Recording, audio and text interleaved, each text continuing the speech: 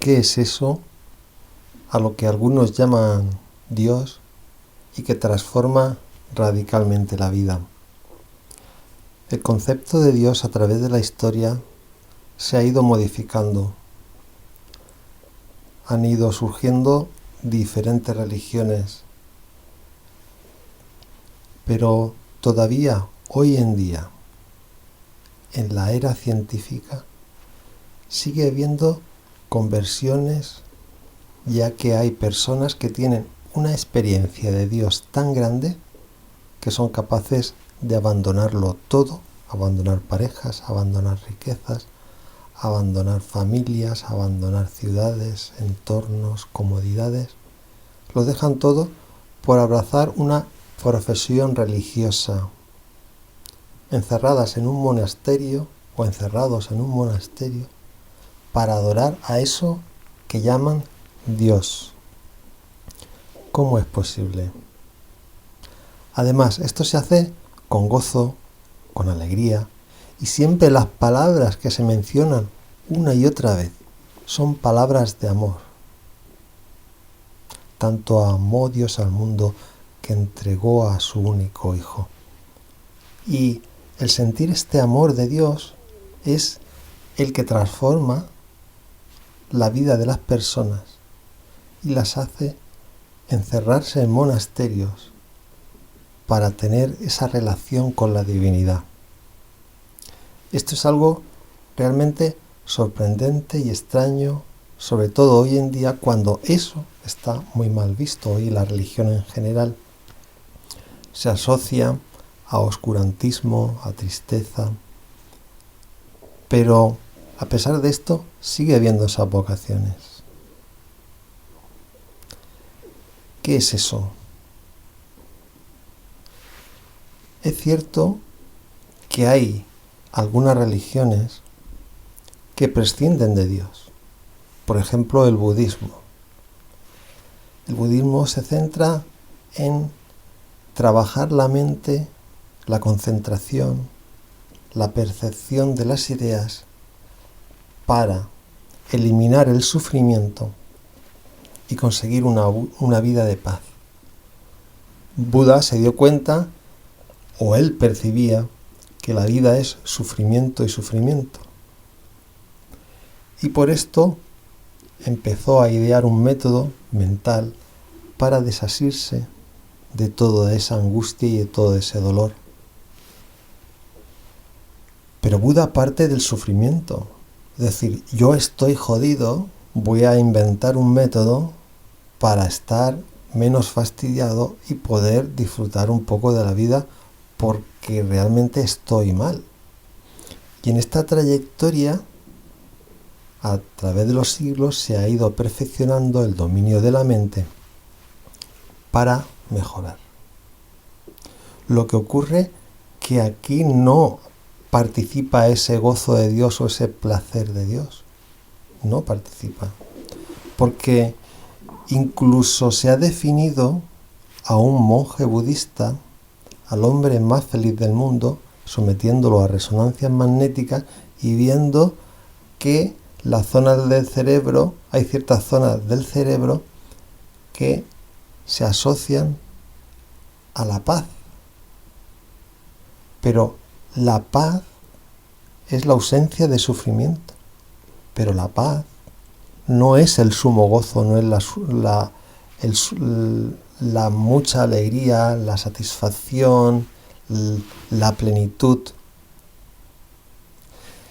Que todas estas cosas, alegría, gozo, arrebato, éxtasis, todas estas palabras que a veces se asocian también con las drogas, se encuentran en esa divinidad y en ese encuentro con alguien al que llaman Dios. ¿Cómo es posible esto? Yo lo único que puedo hablar es de mi experiencia, cuando en un momento determinado se me dio la oportunidad en una comunidad cristiana, hace ya muchos años, de coger quedarme en silencio, escuchar y percibir como hay alguien que me ama. Pues bien, esa experiencia mística, de gozo, de placer, produce una satisfacción con tanta plenitud que a mí me cambió radicalmente la vida. Solamente hubo un problema, que como yo estaba en una comunidad cristiana, hablando con la gente que daba las charlas, me dijeron que esa experiencia, que eso que estaba sintiendo yo, eso era Jesús de Nazaret. Y aquí empezaron mis problemas. Porque si bien es verdad que ese gozo existe, porque ahí hay algo que te ama con locura y que colabora contigo para disfrutar muchísimo de la vida, cuando se coge a eso y se le da una cobertura religiosa con un Dios determinado, ahí vienen los problemas. Y tras periodos muy dulces, agradables y gratificantes, empezaron los problemas cuando decidí seguir el camino del cristianismo atendiendo a lo que dice la Biblia. Ahí empezaron todos mis problemas. De todo esto deduzco que efectivamente ahí hay algo. Y dentro de la Iglesia cristiana se ha trabajado mucho el tema durante muchos años.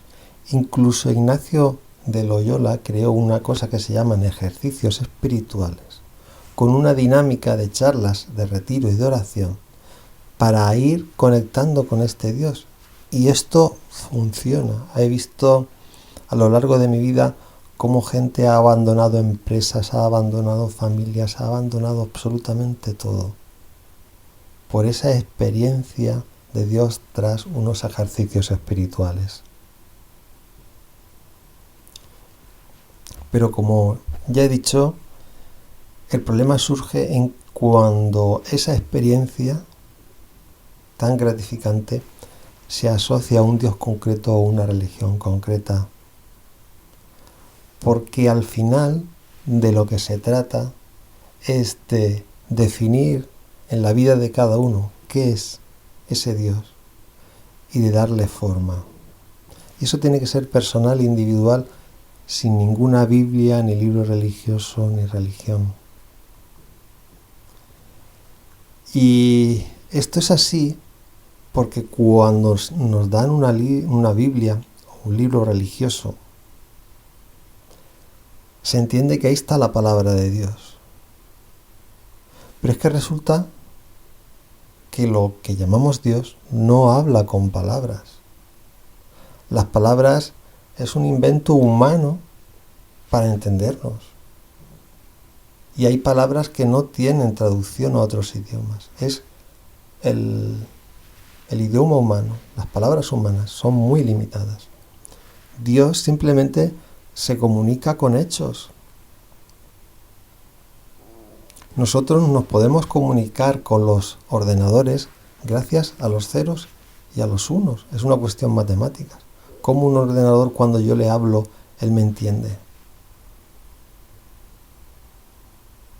Gracias a los ceros y a los unos. Pues Dios, en principio, y a lo mejor cada uno tiene su propio Dios, que son divinidades, en principio habla a través del placer y el dolor. Así de simple. Hay que acercarse al placer y huir del dolor. Y desde ahí ir avanzando con combinaciones de diferentes placeres y evitando diferentes dolores. Es así de sencillo. Por eso Dios no cabe en ningún libro, ninguna palabra es palabra de Dios, porque Dios no se comunica con palabras, sino que se comunica con hechos, con la vida. Ahí está Dios. Por eso Dios no se aparece a nadie y le dice, oye, por aquí. No, si Dios se comunicara con palabras, pues aparecería y explicaría, a ver muchachos, esto se hace así. No, no ese es el caso. Si hay Dios, porque se tienen esas experiencias gozosas con Él e increíbles, es para tener una relación con Él, crear una colaboración íntima. Y todo esto se hace bajo esas experiencias personales de vida, no con palabras. Pero es que a la vez las palabras son limitantes y limitadoras. Pero los hechos de la vida nos apuntan cosas con muchísima más claridad.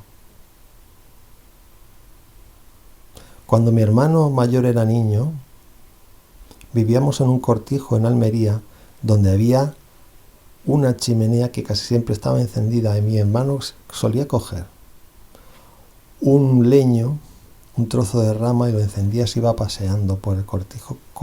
Lo peligroso era porque podía prender fuego a la casa. Mi madre le dijo 1000 veces, no lo hagas, no lo hagas. Mi hermano no hacía caso. Hasta que un día mi madre cogió un trozo de leño encendido y le quemó la palma de la mano. Ahí mi hermano jamás volvió a tocar la leña, jamás volvió a pasearse por la casa con fuego, porque podía haber sido muy peligroso, ya que arriba había un pajar y podían haber muerto todos en un incendio. Por esto los hechos de la vida concreta, nos habla, si sabemos escuchar, todo el rato de Dios y cómo colaborar con Él, porque Dios también nos necesita a nosotros de la misma forma que nosotros lo necesitamos a Él.